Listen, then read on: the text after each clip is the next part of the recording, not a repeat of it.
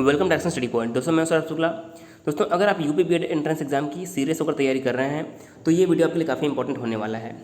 देखिए सबसे पहले अगर हम बात करें कि इस वीडियो में हम क्या करने वाले हैं, देखिए पहले तो बीएड का एंट्रेंस एग्जाम डेट की अगर हम बात करें तो आपको बिल्कुल अभी भी परेशान होने की जरूरत नहीं। देखिए जो 29 जुलाई डेट आया है तो 29 जुलाई को ही परीक्षा होने वाली है। इस पर आपको किसी भी प्रकार का कोई भी संशय नहीं होना चाहिए। यूपी बीएड का एग्जाम अभी कैंसिल नहीं होने वाला है, तो आपको याद रखना होगा 29 जुलाई को ही परीक्षा होगी और आपके पास सिर्फ 27 दिन का समय बचा हुआ है। तो अगर आपको एक सरकारी सीट चाहिए तो देखिए आपको समय बिल्कुल बर्बाद नहीं करना है, लगातार अपनी जो तैयारी है जारी रखनी है। 29 जुलाई को ही परीक्षा होगी। देखिए आज एक मीटिंग होने वाली थी तो उसके बाद जो है कल कोई जो है निश्चित तौर पर सूचना आ जाएगी, लेकिन यूपी बीएड का जो एंट्रेंस एग्जाम है कैंसिल नहीं होगा। तो 29 जुलाई का डेट ही आपको याद रखना है। अब बात करते हैं कि सरकारी सीट के लिए करना क्या होगा आपको। देखिए वैसे भी इस वीडियो में हम कला वर्ग विशेष के लिए कुछ ऐसे महत्वपूर्ण प्रश्न देखने वाले हैं जो पिछले 4 से 5 वर्षों में बार बार रिपीट हुए हैं। तो 30 से 35 हम ऐसे आज प्रश्न देखने वाले हैं जो कि एग्जाम में सीरियस से पूछे जाएंगे और आपको ये सारे प्रश्न जो है एकदम रट लेना है। अब देखिए हम बात करें कि आपको सरकारी सीट की तैयारी कैसे करनी है। देखिए सबसे पहली बात, सरकारी सीट आपको कैसे मिलेगी आपको पता है।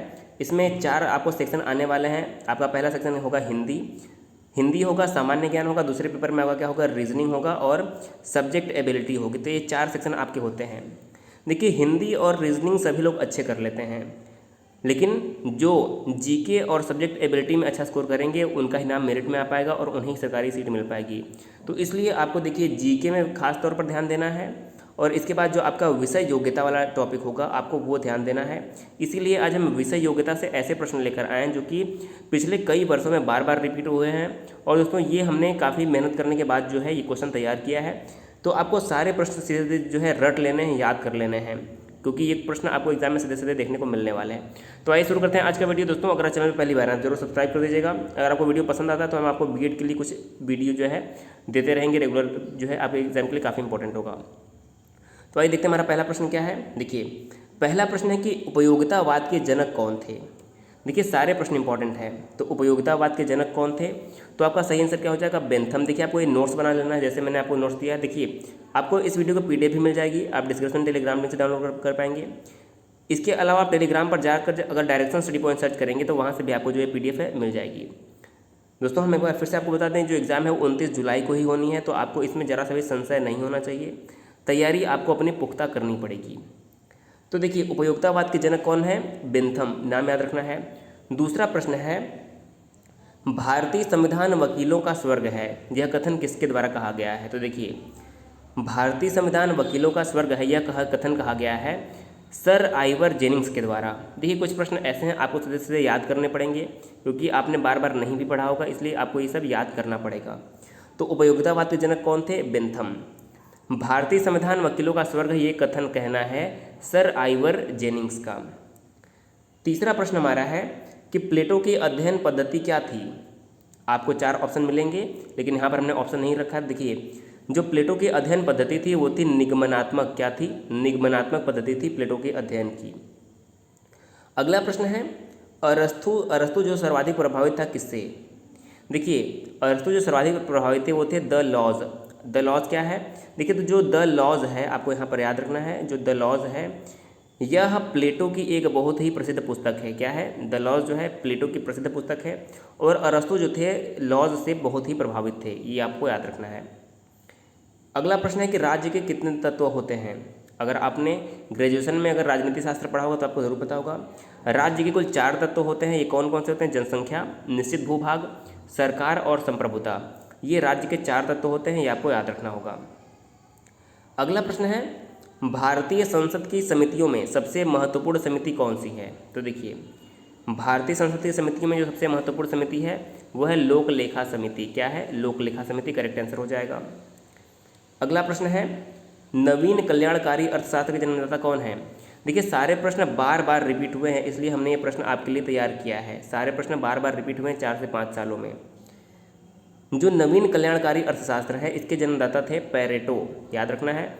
पेरेटो कौन थे, पेरेटो जो थे वह आधुनिक नवीन कल्याणकारी जो है अर्थशास्त्र के जन्मदाता थे, पेरेटो। अगला प्रश्न है सापेक्ष आय की परिकल्पना किसने दी थी। तो देखिए जो सापेक्ष आय था इसकी परिकल्पना दी थी ड्यूजेनबरी ने। किसने दिया था, ड्यूजेनबरी ने जो था, ड्यूजेनबरी बरी ने सापेक्ष आय की परिकल्पना दी थी? आपको नाम याद रखना है, ड्यूजेनबरी।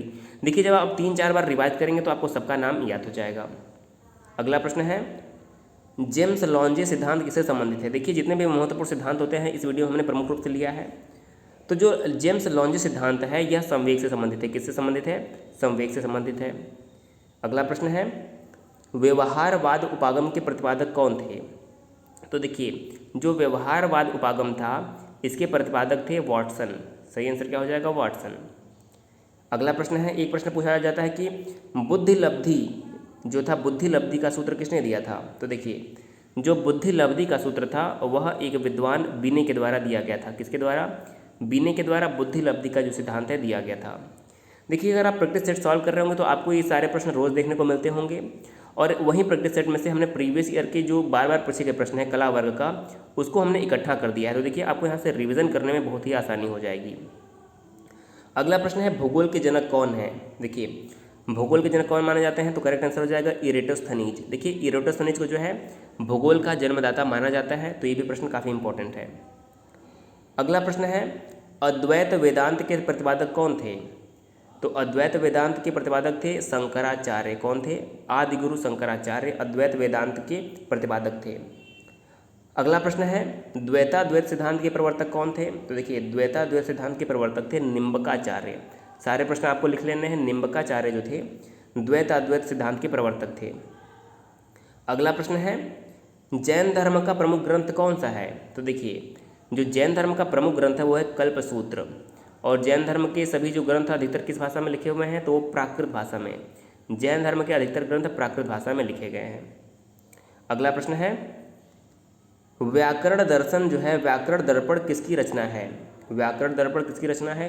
करेक्ट आंसर हो जाएगा शिव पूजन सहाय की रचना है व्याकरण दर्पण। अगला प्रश्न है, मनोविश्लेषणात्मक उपागम के प्रतिपादक कौन थे? तो मनोविश्लेषणात्मक उपागम के प्रतिपादक थे फ्रॉयड। फ्रॉयड एक विद्वान थे और इन्होंने जो है मनोविश्लेषणात्मक उपागम का प्रतिपादन किया था। अगला प्रश्न है, फेबियन समाज किसकी संस्था है? तो जो फेबियन समाज है यह बुद्धिजीवियों की संस्था थी। सही आंसर क्या हो जाएगा? बुद्धिजीवियों की। नाजीवाद के संस्थापक कौन थे? हिटलर। और फांसीवाद के संस्थापक कौन थे? देखिए याद रखना है, नाजीवादी के संस्थापक थे यानी कि प्रतिपादक थे हिटलर मानने वाले, और फांसीवाद के थे मुसोलिनी। दोनों का नाम याद रखना है। नाजीवाद से संबंधित थे हिटलर, फांसीवाद से संबंधित थे मुसोलिनी। अगला प्रश्न है, ऋग्वेद की रचना कहाँ पर हुई थी यानी कि किस प्रदेश में? तो देखिए जो ऋग्वेद की रचना हुई थी वह सप्त सैंधव प्रदेश में हुई थी, और ऋग्वेद जो है सबसे प्राचीन वेद माना जाता है। ऋग्वेद सबसे प्राचीन वेद माना जाता है। अगला प्रश्न है, अमरावती और नागार्जुनीकोंडा किसके लिए प्रसिद्ध हैं? तो अमरावती और नागार्जुनीकोंडा जो है यह बौद्ध स्तूपों के लिए प्रसिद्ध है। किसके लिए? बौद्ध स्तूपों के लिए प्रसिद्ध है। अगला प्रश्न है, ग्रेसम ने किसका नियम दिया था? तो ग्रेसम ने नियम दिया था मुद्रा के प्रचलन से संबंधित नियम दिया था। किसने? ग्रेसम ने। मुद्रा से के प्रचलन से संबंधित नियम दिया था ग्रेसम ने। अगला प्रश्न है, लगान का प्रतिष्ठित सिद्धांत किसने दिया था? तो देखिए जो लगान का प्रतिष्ठित सिद्धांत है यह रिकार्डो के द्वारा दिया गया था। किसके द्वारा? रिकार्डो के द्वारा दिया गया था।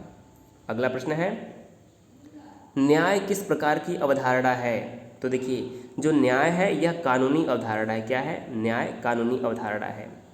अगला प्रश्न, फेडरल गवर्नमेंट किसकी कृति है? तो देखिए जो फेडरल गवर्नमेंट है यह केसी हुयर की प्रसिद्ध कृति है। किसकी है? केसी हुयर की। अगला प्रश्न है, सोशल कॉन्ट्रैक्ट किसकी रचना है? देखिए यहाँ पर ऑप्शन गलत लिखा है। सोशल जो कॉन्ट्रैक्ट है यह रूसो की रचना है। किसकी? Jean Jacques Rousseau. जो सोशल कॉन्ट्रैक्ट है यह रूसो की बहुत ही प्रसिद्ध रचना है। इनका नाम आपको याद रखना है। अब देखिए कई बार एग्जाम में प्लेटो की पुस्तकों के बारे में पूछा जाता है, यानी कि प्लेटो की प्रमुख पुस्तकें कौन कौन सी हैं? देखिए रिपब्लिक सबसे प्रसिद्ध पुस्तक है, स्टेट्समैन इनकी प्रसिद्ध पुस्तक है, और द लॉज। प्लेटो की ये 3 प्रमुख पुस्तकें हैं, रिपब्लिक, स्टेट्समैन और लॉज। तीनों का नाम आपको याद रखना है। अगला प्रश्न है, जो कार्ल मार्क्स की रचना का नाम क्या है? तो देखिए जो कार्ल मार्क्स थे इनकी प्रसिद्ध रचना का नाम है पॉवर्टी ऑफ फिलोसफी। क्या नाम है? Poverty of philosophy. अगला प्रश्न है, उदारवाद का जनक किसे माना जाता है? तो देखिए उदारवाद का जनक माना जाता है जॉन लॉक को। किसे? जॉन लॉक को उदारवाद का जनक माना जाता है। अगला प्रश्न है, आर्यों का मूल निवास स्थान क्या था? तो देखिए आर्यों का मूल निवास स्थान था एशिया माइनर। करेक्ट आंसर क्या हो जाएगा? Asia minor.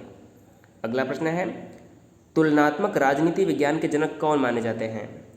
तो तुलनात्मक राजनीति विज्ञान के जनक माने जाते हैं अरस्तु। करेक्ट आंसर क्या हो जाएगा? अरस्तु। और आज का हमारा अंतिम प्रश्न है, कीन्स का रोजगार सिद्धांत किससे संबंधित है? तो देखिए, जो कीन्स का रोजगार सिद्धांत है यह व्यष्टि मूलक है। क्या है? व्यष्टि मूलक। तो देखिए यहाँ पर आपको 30 से 35 प्रश्न ऐसे हमने दिए जो बार बार रिपीट हुए हैं इधर बीच कला वर्ग में कई बार प्रीवियस ईयर में।